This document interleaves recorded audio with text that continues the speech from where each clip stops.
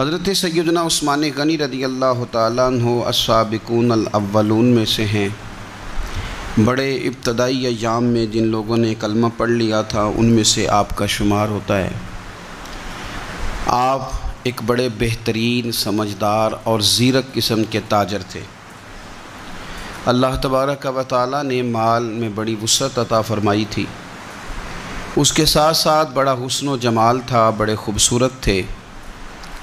اللہ تبارک و تعالیٰ نے اپنی ان نعمتوں سے آپ کو سرفراز فرما رکھا تھا، لیکن جو چیز آپ کے اندر اللہ تعالیٰ نے بہت زیادہ بڑھ چڑھ کے اللہ نے آپ کو عطا فرمائی تھی وہ آپ کی فیاضی ہے، آپ کی سخاوت ہے، آپ کا خوف خدا ہے، اور آپ کے وجود کے اندر، آپ کے ذہن کے اندر، آپ کے لہجے کے اندر اللہ تبارک و تعالیٰ نے شرم و حیا کو کوٹ کوٹ کے بھرا ہوا تھا۔ ہمارا زمانہ جو ہے یہ بے باک لوگوں سے بھرتا جا رہا ہے، حیا تیزی سے رخصت ہو رہی ہے، نہ ہمیں حیا رہ گیا ہے بزرگوں کا، نہ علماء کا، نہ حیا رہ گیا ہے مشائخ کا، نہ حیا رہ گیا ہے اپنے بڑوں کا، حتیٰ کہ زبانیں کھلتی ہیں تو وہ اولیاء اللہ کا بھی حیا نہیں کرتی۔ کچھ لوگوں کی زبانیں کھلتی ہیں تو وہ حضور کی اولاد کا بھی حیا نہیں کرتی۔ معاذ اللہ کچھ ایسے بھی ہیں جو نبی پاک کے صحابہ کا بھی حیا نہیں کرتے۔ حضرت سیدنا عثمان غنی رضی اللہ تعالیٰ عنہ پیکرِ شرم و حیا تھے، پیکرِ شرم و حیا۔ آپ فرمایا کرتے تھے کہ جب سے میں نے حضور سید عالم علیہ السلام کے چہرہ نور کی زیارت کی ہے میں نے کبھی اپنی شرمگاہ کو بھی نہیں دیکھا، اور جب سے میں نے یہ اپنا ہاتھ حضور کے دست اقدس میں دیا ہے میں نے یہ سیدھا ہاتھ کبھی گندگی کو نہیں لگایا۔ آپ نے اپنی زندگی شرم و حیا کے اندر ڈھل کے گزاری۔ ہمارے ہاں لوگوں کے اندر مال و دولت آتا ہے نا، آج کل کے زمانے کی بات کر رہا ہوں، تو لوگ من چاہی زندگی گزارنا چاہتے ہیں۔ وہ کہتے ہیں اب میں اپنی ساری خواہشات کو پورا کروں گا۔ پیسہ جو جیب میں، مفت کا اعتماد دلاتا ہے پیسہ۔ پیسہ آدمی کے اندر کچھ ایسی قوتیں پیدا کرتا ہے کہ وہ نہ چاہتے ہوئے بھی کچھ ایسے کام کر جاتا ہے۔ اس کے ذہن میں سودا سما جاتا ہے کہ میری جیب میں پیسے ہیں، مفت کا اعتماد ہے۔ جو ان کے اپنے ہوتے ہیں ان سے لوگ دور نکل جاتے ہیں، رشتہ داروں سے، دوستوں سے، احباب سے، پرانے لوگوں سے کٹ جاتے ہیں، جیب میں پیسہ جو آ جاتا ہے۔ لیکن مصنف ابن ابی شیبہ میں بڑا ہی خوبصورت انداز حضرت عثمان غنی کے بارے میں موجود ہے۔ فرمایا صحابہ نے کہ حضرت عثمان غنی کو اللہ نے گرچہ مال بڑا دیا تھا لیکن وہ سب سے بڑھ کر اپنی شرمگاہ کی حفاظت کرنے والے تھے، اور سب سے بڑھ کر اپنے رشتہ داروں کے ساتھ صلہ رحمی کرنے والے تھے۔ بھلایا نہیں کسی چیز کو، انہوں نے اپنے آپ کو شرم و حیا میں ڈھال کے رکھا۔ حضرت عثمان غنی رضی اللہ تعالیٰ عنہ کے بارے میں کسی نے بڑے خوبصورت جملہ کہا ہے، اس نے کہا ہے جب بھی کوئی شرم و حیا پہ دیوان لکھے گا تو لازم ہے کہ وہ سیرت عثمان لکھے گا۔ کائنات والے جب بھی شرم و حیا پر کچھ تحریر کریں گے تو وہ سیدنا عثمان غنی پر لکھیں گے۔ مزاج میں شرم، مزاج میں حیا، طبیعت کے اندر اللہ تبارک و تعالیٰ نے ان کے یہ خوبصورتی رکھی۔ بندہ جو چیزیں بیان کرتا ہے، جن کو آگے وہ جن کا ابلاغ کرتا ہے، یقینی سی بات ہوتی ہے کہ ان چیزوں سے اسے بڑا پیار ہوتا ہے تو وہ چیزیں وہ دوسروں تک بھی پہنچاتا ہے۔ حضرت عثمان غنی رضی اللہ تعالیٰ عنہ نے نبی رحمت صلی اللہ علیہ وسلم سے کچھ چیزیں لے کر امت کو پہنچائیں۔ کچھ روایات ہیں حضرت عثمان غنی کی، آپ کی کچھ مرویات ہیں جو ہماری تربیت کے لیے، ہماری اصلاح کے لیے بڑی ضروری ہیں۔ پہلی بات حضرت عثمان غنی رضی اللہ تعالیٰ عنہ ہم تک پہنچاتے ہیں، فرماتے ہیں میں نے رسول پاک صلی اللہ تعالیٰ علیہ وسلم سے اپنے کانوں سے سنا ہے، میرے کریم نے فرمایا تھا جو اس بات کا یقین رکھتا ہو کہ نماز برحق اور واجب ہے، فرمایا رب اس بندے کو جنت میں داخل فرمائے گا۔ اگر یقین کامل حاصل ہو جائے کہ نماز میرے اوپر ضروری ہے اور میں نے وقت پہ پڑھنی ہے اور میں نے اس کو ادا کرنا ہے، نماز کے ساتھ دلچسپی۔ اپنا حضرت عثمان غنی کا حال یہ تھا کہ عشاء کی نماز کے بعد وہ مصلی پہ کھڑے ہوتے تھے، 2 رکعتوں کی نیت باندھتے تھے، 15 سپارے ایک رکعت میں پڑھ دیا کرتے تھے، 15 دوسری رکعت میں پڑھ دیا کرتے تھے۔ لوگوں کی توجہ دلا رہے ہیں عبادت پہ۔ حضرت سیدنا عمر فاروق رضی اللہ تعالیٰ عنہ کا وصال ہو گیا۔ حضرت عثمان غنی رضی اللہ تعالیٰ عنہ بعد میں جب امیر المومنین بنے تو آپ نے حضرت عمر کی ایک بیوہ کے ساتھ نکاح کیا۔ تو وہ خاتون عرض کرنے لگیں کہ آپ نے میرے ساتھ نکاح کیا ہے، میں تو اب بڑھاپے کی حالت میں ہوں، کوئی خدمت نہیں کر سکتی، میرے ساتھ نکاح کرنا۔ تو حضرت عثمان غنی فرمانے لگے میں نے کسی ضرورت کے تحت نکاح نہیں کیا، میں نے مسجد میں تو عمر فاروق کو دیکھا ہے، حرم کعبہ میں بھی دیکھا ہے، میدان جہاد میں بھی دیکھا ہے، میں تم سے نکاح اس لیے کیا ہے کہ مجھے بتاؤ عمر اپنے گھر کی 4 دیواری کے اندر اپنے رب کو کیسے راضی کیا کرتے تھے۔ ان کا جو رات مصلی پہ بیٹھنے کا طریقہ تھا، تلاوت قرآن مجید کا جو انداز تھا، میں وہ سیکھنا چاہتا ہوں۔ عبادت کے ساتھ خاص شغف سیدنا عثمان غنی ذو النورین رضی اللہ تعالیٰ عنہ کا۔ حضور نے فرمایا تھا نماز میری آنکھوں کی ٹھنڈک ہے۔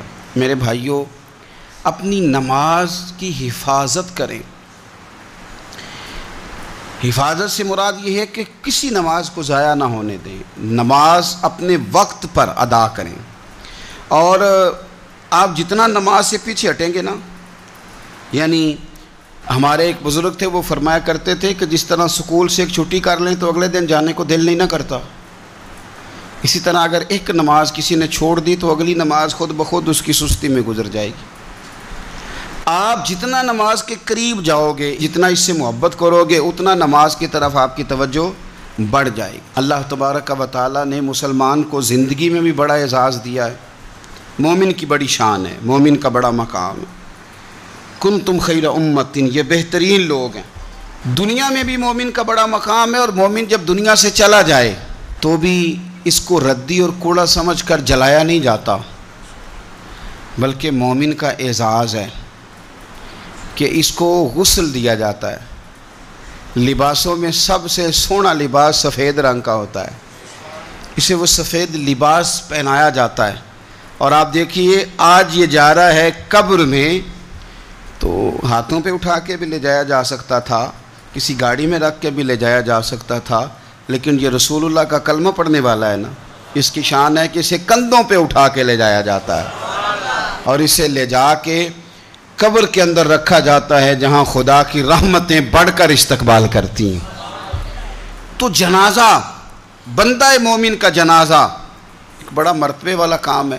حضرت سیدنا عثمان غنی رضی اللہ تعالیٰ عنہ بیٹھے تھے تو ایک جنازے پہ نظر پڑی، ایک مسلمان کا، مومن کا جنازہ جا رہا تھا۔ اس جنازے پر نظر پڑی تو سیدنا عثمان غنی اٹھ کر کھڑے ہو گئے۔ ایک ہے کہ کسی معزز آدمی کے آنے پر آپ کھڑے ہوں، لیکن یہ شان ہے نا، یہ عظمت ہے نا مومن کی کہ اس کا جنازہ گزر رہا ہے۔ تو حضرت عثمان غنی رضی اللہ تعالیٰ عنہ اٹھ کے کھڑے ہو گئے، اور جب لوگوں نے آپ کی طرف دیکھا تو فرمانے لگے اپنی مرضی سے یہ کام نہیں کیا، ایک دن کریم رسول کے سامنے سے بھی جنازہ گزرا تھا تو میرے نبی اٹھ کے کھڑے ہو گئے تھے، تو میں تو اپنے پیارے محبوب صلی اللہ تعالیٰ علیہ وآلہ وسلم کی ادا کو ادا کر رہا ہوں۔ حضرت عثمان غنی رضی اللہ تعالیٰ عنہ نے ہمیں بتلایا کہ مومن کا ہر حال میں مقام اپنی نظروں کے سامنے رکھنا، مقدم رکھنا اس کی عظمت کو۔ جو رسول اللہ کا کلمہ پڑھ لے اس کی بڑی شان ہوتی ہے۔ ہم اہل مودت ہیں سائیں، ہر روز بشارت ہوتی ہے، ہم ہر شام مدینے جاتے ہیں، ہر روز زیارت ہوتی ہے۔ یہ جو بندہ مومن ہوتا ہے یہ تو اہل محبت، اہل مودت لوگ ہوتے ہیں، ان کو تو بڑے اعزاز دیے جاتے ہیں۔ تو حضرت عثمان غنی رضی اللہ تعالیٰ عنہ نے ہمیں بتلایا کہ بندہ مومن دنیا سے جائے پھر بھی اس کا اعزاز ہے، پھر بھی اس کا مقام ہے۔ حضرت سیدنا عثمان غنی رضی اللہ تعالیٰ عنہ کا نا مسجد کے ساتھ بڑی دلچسپی تھی۔ آپ نے نبی پاک صلی اللہ تعالیٰ علیہ وسلم کا یہ فرمان روایت کیا ہے کہ جو شخص اللہ کی رضا کے لیے مسجد بنائے گا، اللہ تبارک و تعالیٰ اس کے لیے جنت میں گھر بنائے گا۔ مسجد نبوی کی تعمیر حضرت عثمان غنی نے بڑے شوق سے فرمائی، اور اپنے دور میں انہوں نے مسجد کے اندر وسعت کی، تزئین و آرائش کی۔ اس کے اوپر جو فرش ہے مسجد نبوی کا، وہ فرش حضرت عثمان غنی نے ڈلوایا، اور آپ نے مسجد کے ساتھ، اور مسجد کون سی؟ وہ مسجد جو مسجد نبوی ہے۔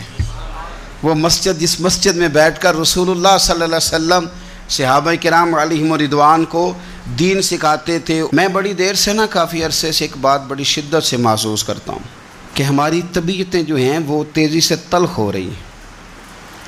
اختلاف رائے تو بالکل پسند ہی نہیں کرتے آج کے دور میں لوگ، اور ہمارے مزاج کے خلاف جو شخص جاتا ہے چند باتیں اکٹھی کر کے ہم اس کے ساتھ عداوت پیدا کر لیتے ہیں. وہ دلوں میں جو نرمی تھی، وہ جو معاف کرنے کا جذبہ تھا، وہ جو درگزر کا مزاج تھا، وہ جو کسی کو قبول کرنا اور اس کی چند کمزوریوں سمیت بھی قبول کر لینا، اور کسی بندے کی کمزوری دیکھنا تو اس کی ایک کمزوری دیکھ کے اپنی کئی کمزوریاں یاد کر لینا، یہ اہل محبت کا طریقہ ہوتا تھا. لیکن ہم نے لوگوں کی کمزوریاں ڈسکس کر کے، لوگوں کی غلطیاں ڈھونڈ کے اپنی نظروں میں لوگوں کا مقام گرا دیا ہے. ہم یا خود ٹھیک ہیں یا وہ جو ہماری رائے کے ساتھ 100% متفق ہوتا ہے وہ ٹھیک ہے. ورنہ یہ ہوا ہے کہ طبیعتیں سخت ہیں، مزاج سخت ہیں، لب و لہجے سے تلخی پھوٹتی ہے.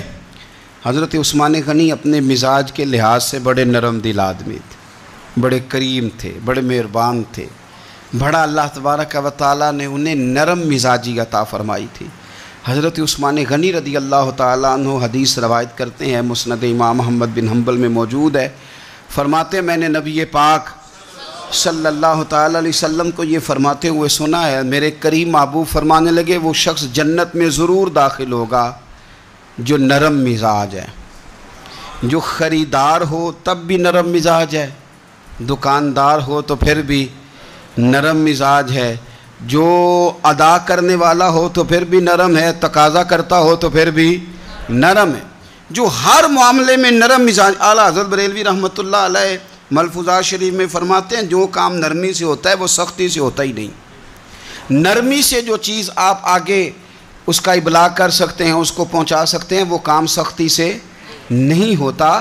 کم از کم اپنوں کے بیچ تو نرمی ہونی چاہیے. وہ جو سختی ہے وہ تو کافر کے مقابلے میں، منافق کے مقابلے میں، وہ ہلکا یاراں تو بریشم کی طرح نرم، وہ تو رزم حق و باطل ہو تو فولاد ہے مومن.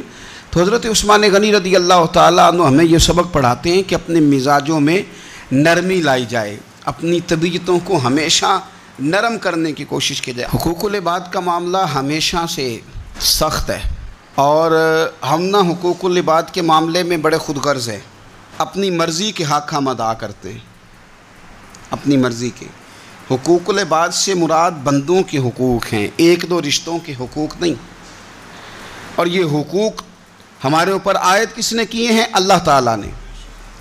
آپ اپنے بچوں کے حقوق ادا کرتے کرتے کسی غریب کے حق پہ ڈاکہ نہیں ڈال سکتے. آپ اپنے ماں باپ کا حق ادا کرتے کرتے کسی کا حق کینچی لگا کے کاٹ نہیں سکتے. آپ یہ کہیں کہ میں نے اپنا گھر بنانا ہے تو بڑے سارے گھر بے آباد کر دیں.